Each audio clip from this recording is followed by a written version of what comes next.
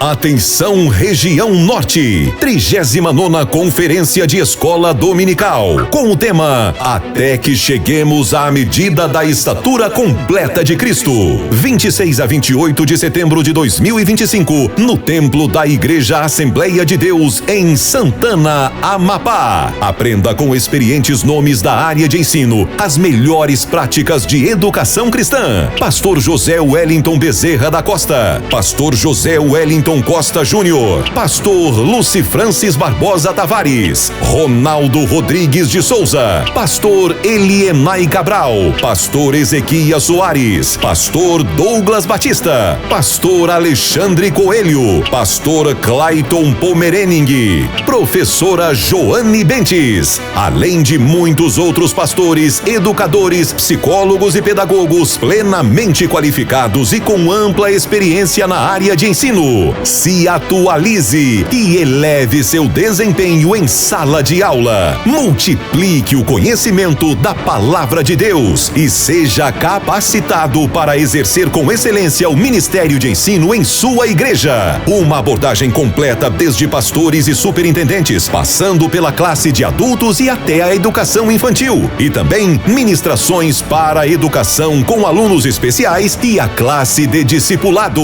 A escola dominical sendo tratada por inteiro. Serão 7 plenárias, 24 seminários, 8 fóruns. Inscreva-se pelo site coed.com.br/Amapá. Informações pelo telefone 21 2406 7352 ou pelo nosso WhatsApp 21 96452 2990. Monte sua caravana. Venha participar da 39ª Conferência de Escola Dominical, 26 a 28 de setembro de 2025, no Templo da Igreja Assembleia de Deus, em Santana. Uma realização CGADB e CPAD, a editora da Escola Dominical. O crescimento de diversas correntes científicas tem repercutido tanto no meio acadêmico quanto na igreja. Por isso, a CPAD reuniu um qualificado grupo de pastores e estudiosos das Sagradas Escrituras para uma série de plenárias e fóruns, e você é o nosso convidado. Participe do Enteu, segundo encontro teológico da CPAD, com o tema Fé e Ciência, com os preletores Ezequias Soares, Douglas Batista, Elias Torralbo, Alexandre Coelho, Clayton Pomerening e Valmir Nascimento. Nos dias 22 e 23 de agosto em Jundiaí, São Paulo, na Igreja Assembleia de Deus, Rua Fortunato Mori, 436. Vagas limitadas. Faça agora mesmo a sua inscrição no site www.enteu.com.br. Para mais informações, telefone para 21 2406 7352 ou 21 96452 2990. Não perca, segundo Enteu, uma realização CPAD.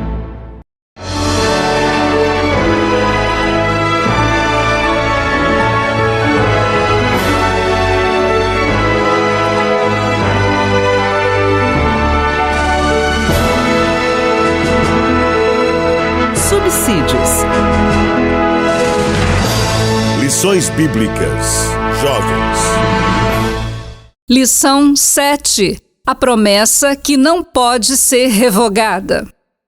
A paz do Senhor, querido professor, a paz do Senhor, querida professora. Eu sou o pastor Alexandre Coelho, gerente de publicações da CPAD e atual comentarista da revista de jovens, que é um comentário sobre a Carta aos Gálatas, cujo título é A Liberdade em Cristo, vivendo o verdadeiro evangelho conforme a Carta de Paulo aos Gálatas. Que Deus possa abençoar grandemente a sua vida, o seu ministério, os seus estudos e o alcance do teu ministério na vida dos teus alunos e alunas, não somente ao longo deste trimestre, mas em todo o tempo que você exercer o seu ministério de vocação para o ensino cristão. A lição vai tratar, desse próximo domingo, vai tratar sobre a promessa que não pode ser revogada. É a lição de número 7. E o que tem essa lição 7? Eu sempre faço questão de tratar sobre os objetivos da lição, ou seja, por que aquela lição precisa ser estudada, por que essa temática precisa ser apresentada aos nossos alunos. Então vamos lá, objetivo primeiro, explicar que o pacto de Deus é superior à lei de Moisés. Segundo aspecto, compreender que a lei não invalida as promessas de Deus. E terceiro aspecto, apresentar os verdadeiros filhos de Deus. Esses três aspectos vão permear a nossa lição neste domingo. E por que eles são importantes? Primeiro, deixar claro que o pacto de Deus é superior à lei de Moisés. Não é? Algumas pessoas questionam por que esse objetivo é importante. Porque você precisa entender que os gálatas estavam sendo seduzidos a deixar de praticar o verdadeiro evangelho para praticarem a lei de Moisés. E eles precisavam entender que o pacto de Deus para com Abraão é um pacto superior à lei que o próprio Deus deu aos hebreus. Segundo, compreender que a lei não invalida as promessas de Deus. Nós vamos perceber que Deus fez promessas a Abraão e essas promessas não foram revogadas quando o povo saiu do Egito e Deus apresentou a eles, por meio de Moisés, a sua lei. Então, às vezes, alguém pode perguntar, não, mas a lei veio e as promessas deixam de ser cumpridas. Na verdade, não é bem assim que funciona. Pelo contrário, as promessas de Deus não são revogadas ou não são invalidadas pela lei de Deus. E terceiro, apresentar quem são os verdadeiros filhos de Deus. É natural que no decurso da lição alguém pergunte, mas não são só os hebreus que são considerados filhos de Deus? Nós vamos ver nesta lição que todos aqueles que creram da mesma forma que o crente Abraão creu, também são descendentes de Abraão e são aptos aí para a salvação. Vamos fazer então a leitura do nosso texto principal, está em Gálatas 3:26 e diz: porque todos sois filhos de Deus pela fé em Cristo Jesus. Observe então que o apóstolo Paulo, quando escreve Gálatas 3:26, ele não diz vocês são todos filhos de Deus pela guarda da lei, e sim filhos de Deus em Cristo Jesus pela fé. O resumo da nossa lição diz: a promessa de Deus não pode ser revogada pela lei, pois Deus não se contradiz. Imagine só Deus fazer uma promessa a você e de repente 400 anos depois ou alguns anos depois invalidar aquela promessa, dizendo, eu me arrependi, não quero mais fazer isso, não quero mais cumprir aquilo que eu disse que faria. Temos que ter cuidado com esse tipo de posicionamento, afinal de contas a palavra de Deus ela traz promessas condicionais e incondicionais. Nas condicionais, Deus diz ao homem, se você fizer isso, eu vou fazer isso. Mas nas promessas incondicionais, Deus diz que vai fazer algo e vai fazer. Então nós devemos distinguir esses dois tipos de promessa. O texto bíblico da nossa lição em classe encontra no capítulo 3 de Gálatas, versos 17 a 24. O texto diz: mas digo isto, que tendo sido o testamento anteriormente confirmado por Deus, a lei que veio 430 anos depois não invalida de forma a abolir a promessa. Porque se a herança provém da lei, já não provém da promessa, mas Deus, pela promessa, a deu gratuitamente a Abraão. Logo, para que é a lei? Foi ordenada por causa das transgressões até que viesse a posteridade a quem a promessa tinha sido feita e foi posta pelos anjos na mão de um medianeiro. Ora, o medianeiro não é de um só, mas Deus é um. Logo, a lei é contra as promessas de Deus? De nenhuma sorte. Porque se dada fosse uma lei que pudesse vivificar, a justiça, na verdade, teria sido feita pela lei. Mas a Escritura encerrou tudo debaixo do pecado para que a promessa pela fé em Cristo Jesus fosse dada aos crentes. Mas antes que a fé viesse, estávamos guardados debaixo da lei e encerrados pela fé que se havia de se manifestar. De maneira que a lei nos serviu de aio para nos conduzir a Cristo, para que, pela fé, fôssemos justificados.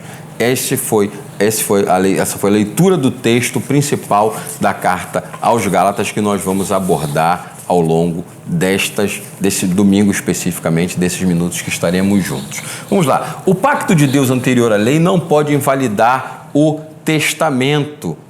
Ou seja, quando nós dizemos isso, estamos deixando claro o seguinte: Deus fez um pacto, uma promessa. E Deus não mente quando Ele decide que vai fazer alguma coisa. Eis a questão. O que aconteceu quando o povo saiu do Egito?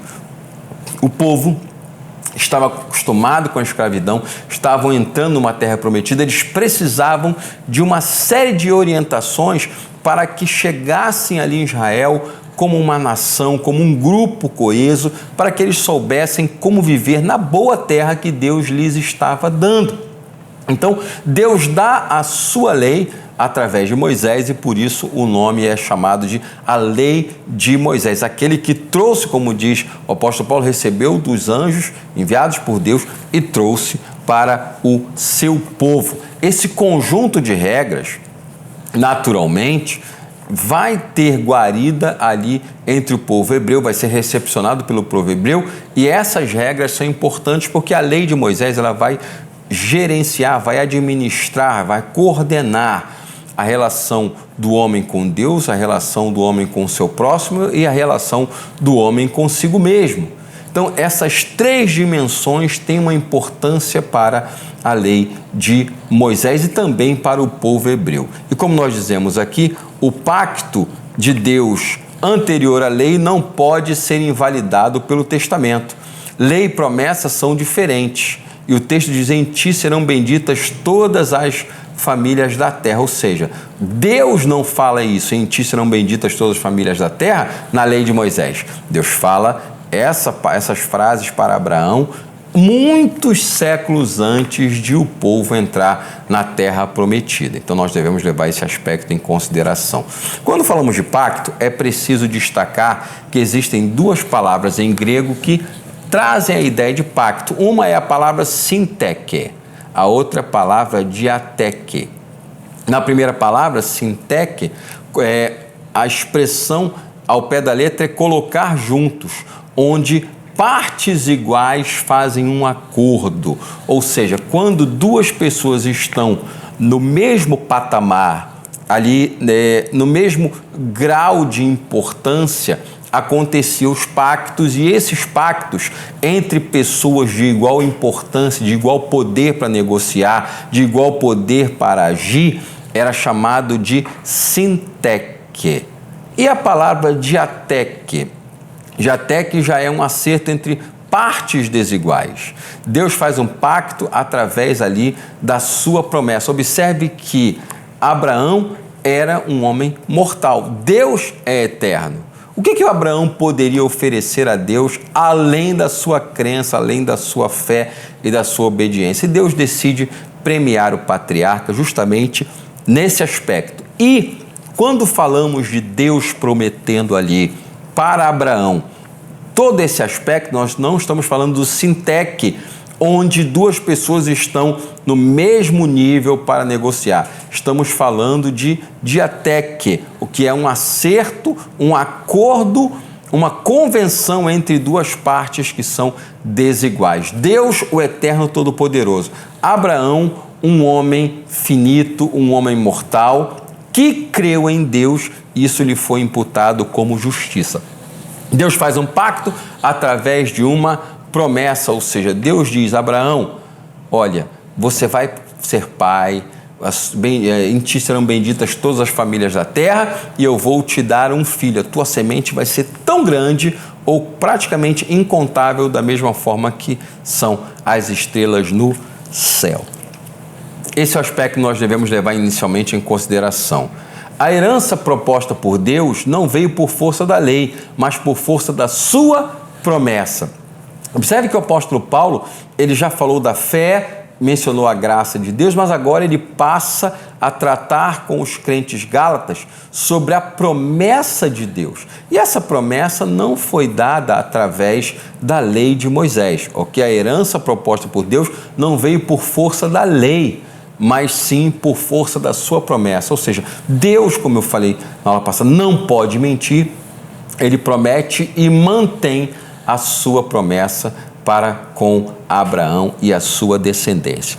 Se a lei não revoga a promessa de Deus, para que então que ela serve? A lei precisa ter uma serventia, a lei precisa ter ali algo que a valide dentro daquele contexto histórico, para aquele público, para aquela cultura. E por que a lei então tem sua importância? A lei existe por conta das transgressões. Ela é como um espelho que reflete a imagem, mas não muda a forma que está diante de si. Quando a gente usa essa analogia do espelho, nós estamos dizendo que a lei de Moisés reflete a pessoa que está se aproximando dela, mas a lei de Moisés não tem a capacidade de mudar ou transformar a pessoa que está diante dela. Quando você se aproxima de um espelho, o espelho vai refletir a sua imagem, mas ele não vai mudar o que está diferente ali naquele momento em você. Somente você pode mudar a si mesmo por uma série de fatores, ok? Então, algo que nós devemos lembrar, a lei de Moisés, ela é como um espelho, ela reflete a pessoa, mas não tem o poder de mudar aquela pessoa numa pessoa melhor, numa pessoa que vai agradar mais a Deus do que estava agradando antes. Por isso que a lei tem esse nível de importância, ela é um reflexo do ser humano. A pessoa lê a lei de Deus e vai se avaliando para ver se ela vai estar ou não agradando a Deus por meio daqueles mandamentos específicos da lei de Moisés. Mas a fé é diferente. Nós somos justificados pela fé em Cristo Jesus e não pela guarda da lei. Todos os homens são pecadores e os hebreus tinham a lei de Deus que foi quebrada diversas vezes. Ainda assim, a lei existe para limitar a maldade humana. Vamos observar que todos os outros povos no entorno de Israel tinham suas leis. Mas essas leis, elas não eram tão impactantes no sentido de fazer com que essas pessoas mudassem oficialmente o seu comportamento. E a própria lei de Moisés, ela, ao longo da história do Antigo Testamento, foi quebrada diversas vezes pelos próprios judeus, pelos próprios homens e mulheres que deveriam seguir aquela lei. Em diversos momentos nos é dito, ao longo dos livros de Juízes, Ruth, também Esther, Jó, Salmos, Provérbios, os livros históricos, os livros proféticos, então, nós vamos ver diversas profecias, Deus repreendendo o povo por quebrarem a sua lei, quebrarem a lei de Deus, deixarem de seguir as orientações que Deus colocou para que eles fossem ali sustentados pelo próprio Deus e orientados pelo próprio Deus. Isso precisa ser levado em conta. A lei foi dada por Deus aos hebreus e mesmo os hebreus quebravam a lei. Isso significa que se nós seguíssemos a lei de Moisés, nós iríamos seguir os mandamentos? Provavelmente também não. Da mesma forma que os hebreus, nós erraríamos. Nós deixaríamos de ser fiéis a Deus por causa de algum pecado. É por isso que nós, à luz das Escrituras, entendemos que a fé é mais importante. Não que a fé não nos obrigue ou nos oriente a seguir a lei de Deus como ela deve ser seguida. Entretanto, o próprio case, o próprio exemplo que aconteceu com os hebreus nos mostra que a guarda da lei não conseguia salvar ou justificar o ser humano, mas a fé em Jesus Cristo consegue justificar o ser humano. Ou seja, Deus nos deu o exemplo ao longo de todo o Antigo Testamento que a lei não tem a capacidade de salvar o ser humano. O povo de Deus tinha a lei de Deus, mas eles não conseguiam seguir a própria lei de Deus por causa do pecado, por força das suas más ações, da sua tendência a fazer aquilo que é errado, ok? A lei jamais pode ser contra as promessas de Deus. Pense em Deus fazendo uma promessa incondicional e mudando essa promessa 400 anos depois. Nos parece algo muito estranho, afinal de contas nós já falamos que Deus é fiel, Deus não mente, Deus não se deixa variar com o passar do tempo. Em uma determinada época, Deus pensa uma coisa, 100 anos depois, Deus mudou o pensamento dele e está pensando uma outra coisa. Deus não é assim. Então, nós devemos levar em consideração que a lei jamais pode ser contra as promessas de Deus. Imagine Deus fazendo uma promessa e daqui a meia hora, não quero mais. Não vou mais abençoar você. Por isso, nós estamos deixando claro que tem essa peculiaridade. Nós não somos salvos jamais pela lei de Deus e sim pela fé. E o texto diz que Deus encerrou a todos debaixo do pecado para que a promessa fosse dada àquelas pessoas que têm fé em Jesus Cristo. Observe que a promessa de ser feito filho de Deus é dada àqueles que creem em Deus.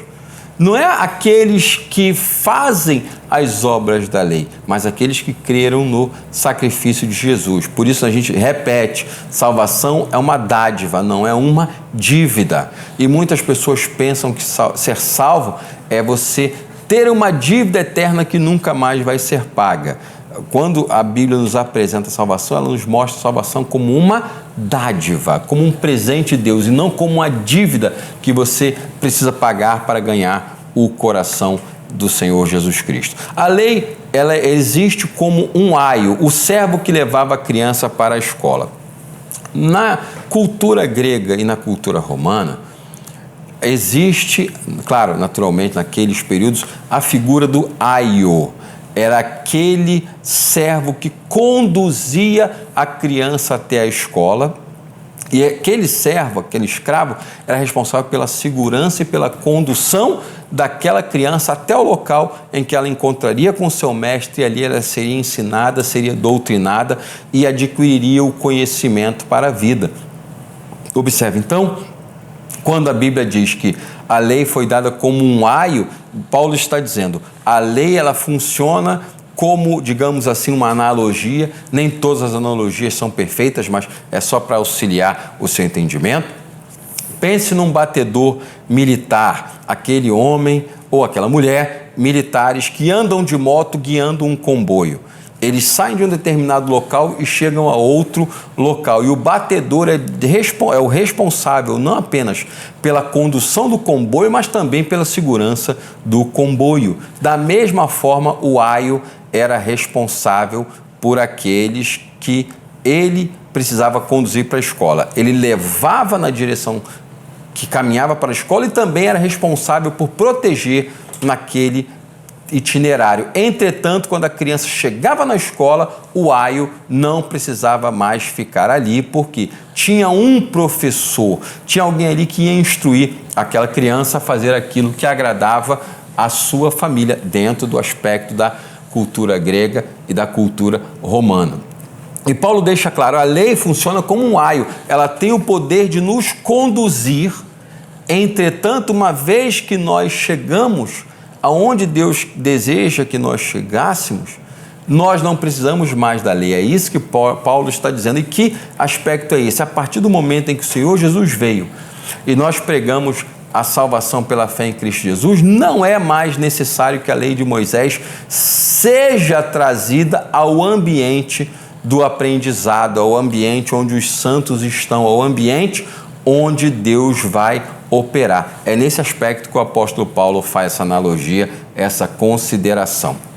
A lei veio por Moisés, a graça e a verdade, diz a Bíblia Sagrada, vieram por Jesus Cristo. Então observe que a lei de Moisés é diferente da graça de Deus. A lei foi dada como um mecanismo de misericórdia, de bondade. E quando a gente fala de graça de Deus, nós naturalmente colocamos a expressão graça como um favor que nós não merecemos, um favor imerecido. Nós não merecemos, mas Deus nos dá apesar disso. A lei veio por Moisés, mas a graça e a verdade vieram através do Senhor Jesus Cristo. Nós somos então filhos de Deus pela fé, não pelas coisas que fazemos, mas por crer em Jesus.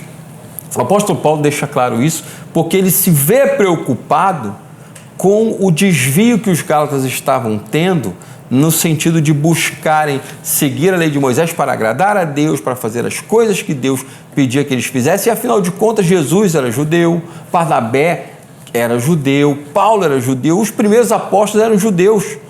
Então, havia uma vinculação no início, no primeiro século, da perspectiva da igreja em Jerusalém, voltada para aqueles que eram do universo judaico, e uma contraposição com a igreja dos gentios, que era uma igreja que não estava obrigada a seguir a lei de Moisés para receberem a Jesus como seu Salvador e Senhor. E Paulo diz, não há judeu nem grego, sem fé um hebreu não verá a Deus e com fé um gentio verá o Senhor. Na graça, nós somos todos iguais. É possível que um hebreu lendo o Antigo Testamento, seja conduzido a Cristo? Claro que sim. É possível que o Espírito de Deus use de diversos artifícios ou diversos meios para alcançar uma pessoa? Claro que sim. Mas lembre-se disso, não há judeu nem grego. Sem fé, um hebreu não verá o Senhor, e nós também não. Por outro lado, com fé, um gentio verá o Senhor, mas um hebreu também verá o Senhor. Então, nós precisamos sempre levar em consideração essas duas ponderações para seguir no caminho mais adequado, ok? A palavra de Deus, então, nos diz que somos herdeiros de Abraão pela fé. Somos filhos de adoção? Sim. Porém, nós somos filhos. Observe que durante alguns anos aqui no Brasil foi falado muito sobre a questão da adoção. Como adotar, como ter ali dentro da sua casa, criar uma nova pessoa como se fosse seu filho, sem ser seu filho de sangue. E aí, essa expressão adoção, as pessoas começaram a trazer que era o chamado filho do coração. Na adoção, o pai e a mãe decidem amar aquele filho que eles escolheram adotar e que vai ser criado dentro da sua casa. Na adoção, nós somos amados por Deus, nós fomos escolhidos por Deus da mesma forma. Então, a adoção ela nos mostra justamente isso, ok? Somos herdeiros de Abraão pela fé. Somos filhos por adoção? Sim, somos filhos por adoção, mas somos filhos. Ok? No direito brasileiro, a título de exemplo, uma criança que é adotada não tem diferença alguma no tocante relacionado a questões jurídicas ou ao universo jurídico. Um filho adotado é tão filho quanto aquele filho que foi concebido por meio de uma relação sexual pelos meios naturais. Então, aquele que é concebido pelos meios naturais é filho. E aquele que foi adotado para o direito brasileiro também é filho. Um foi feito filho por meio de um processo biológico, o outro é feito filho do coração. Os pais decidem amar aquele filho ou aquela filha. Da mesma forma, Deus decide nos amar e mostrar a sua graça e a sua misericórdia. Então, nós somos filhos do coração. Somos adotados, mas somos filhos diante de Deus. Guarde isso em seu coração, transmita essas verdades importantes para os seus alunos e, acima de tudo, eu rogo que Deus abençoe grandemente a sua aula, o seu ministério, a sua família, o seu trabalho e os seus alunos.